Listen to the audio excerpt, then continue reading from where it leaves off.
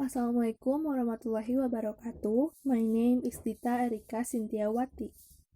Assalamualaikum warahmatullahi wabarakatuh. My name is Irlia Fadlur Rahma, and today Dita and me will be presented about the figure of Roman Jakobson and his theory. Enjoy!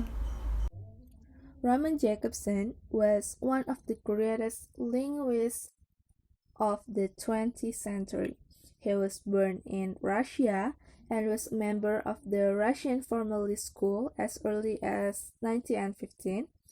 And Roman Jakobson was one of the leaders of the influential Prague linguistic circle, which focused on structuralist literary analysis.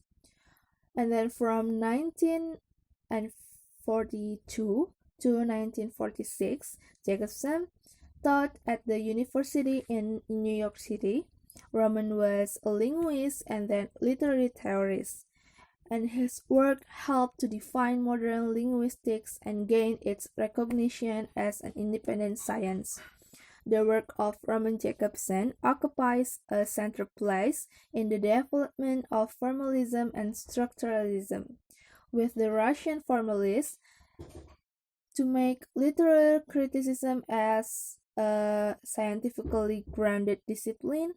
Jakobson formulated the concept of literariness, a quality that makes a verbal message a work of art, proposing a fundamental opposition between the literary and practical uses of language. Jakobson believed that literariness is that feature that would offer the reader a special mode of experience by foregrounding the formal features of a text. Formalism emerged primarily and particularly out of the work of Roman Jakobson, Boris Eichenbaum, and Viktor Shklovsky. Formalism seeks out meaning from a work by giving attention to the form or structure of a work and literary devices operating in it. It also has a meaning that in examining a text or literary work through formalism, the social, historical, cultural, and political realities inside the text is neglected.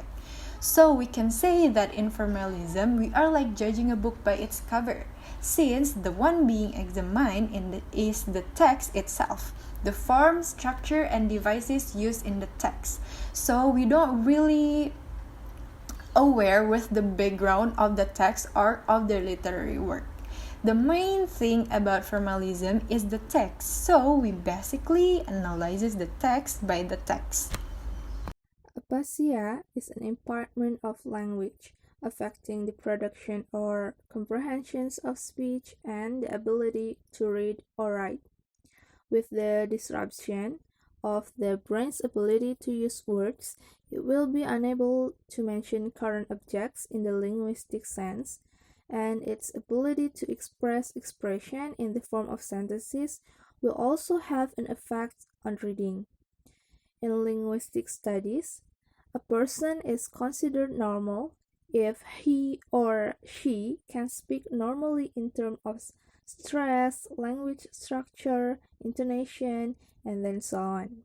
However, it differs from what is abnormal, which is the inability to communicate in the sense of a normal human being, causing communication to fall short of the desired outcomes. And basically, Roman Jakobson regards the linguistic deficiency of people with apasia as the base of language. As a result, metaphorical and metonymic skills are primarily used in everyday language. The word serves as a guide. It is also used to communicate with others. Poetry is the practice of using words to construct meanings, and metonymy is more common in literature, whereas metaphorical is more common in poetry.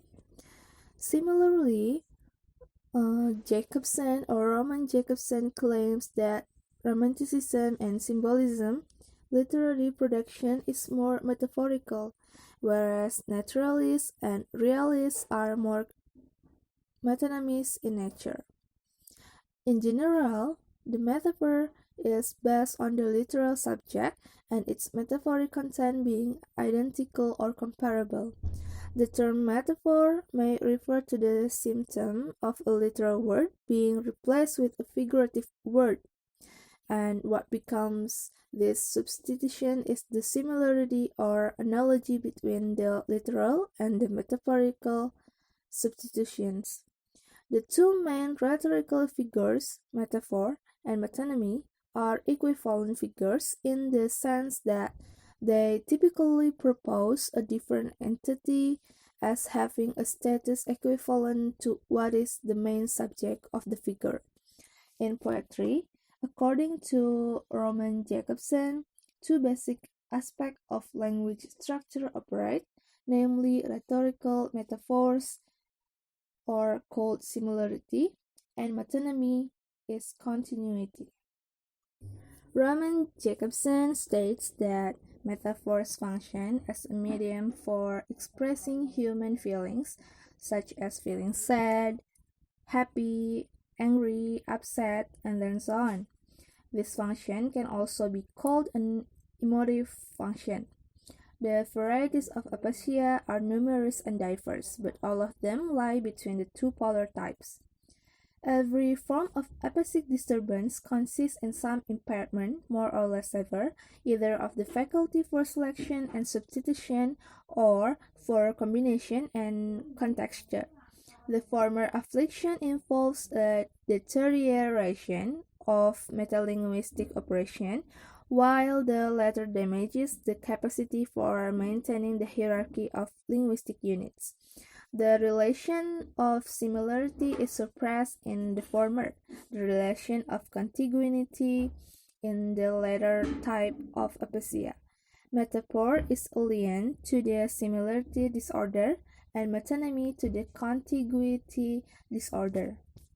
And then selection mode appears with similarity. For Roman Jakobson, the quality of selection or substitution coincides with the idea of a metaphor, whereby some common marker can be used to designate or replace another. And then for combination mode, in contrast, serve to join different units of meaning together by placing them in the same context, and emerges with implication for difference, discrimination, relationship, and displacement. Now we came to the explanation of how metaphoric and metonymic relate to poetry and prose. Jakobson holds that poetry is metaphoric, in that it focuses on signs and on the principle of similarity, while prose is metonymic, as it focuses on the referent and is based on contiguity, such as the chain of events, the plot, successive action, and a sequence of occurrence. And metonymic is contiguity, and metaphoric is similarity. To simplify, we can say that metaphor is substitution and metonymy is association. Metonymy has a value to enable writers to expressing a word or thought in a different way by using a closely related word or thought.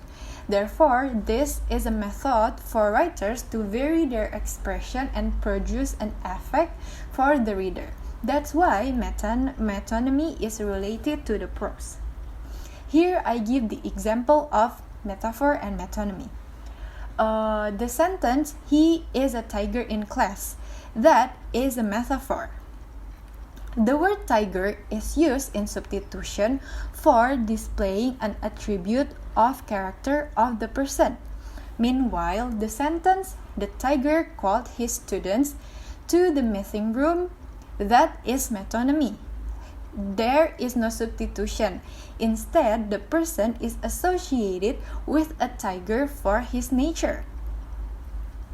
And Jakobson also further observes that in any symbolic process, there is always the competition between the metaphoric and the metonymic devices. The last but not least is differences between linguistic and poetics. As stated in the book, linguistics is a science of language.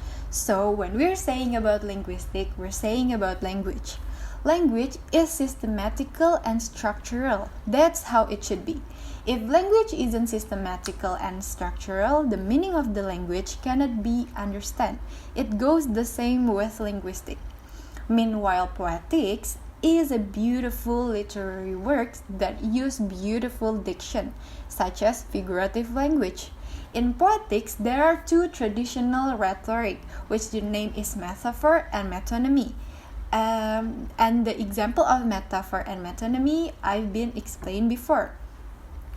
The linguistic doesn't have the ability to use metaphor and metonymy because I will tell you guys the example. I will take the example from Mr. Dian's status WhatsApp. If in poetics we can say rindu became a substitute to laut, in linguistic we cannot say that. So rindu means rindu and laut means laut. So that is the difference between linguistic and poetics. But at the end of the day, Roman Jakobson says that poetic elements is belong to the science of language as a whole. The elements is the metrical parallelism, the semantic similarity and contrast, grammatical and anti-grammatical. Because why is poetic belong to linguistic or to the science of language as a whole? Because poetic is also a language and language is a linguistic. So that's why poetic is also a linguistic. So I guess that's all from me and Dita. Thank you guys so much for the attention. I'm sorry if we make so many mistakes. Thank you so much for the attention. Wassalamualaikum warahmatullahi wabarakatuh.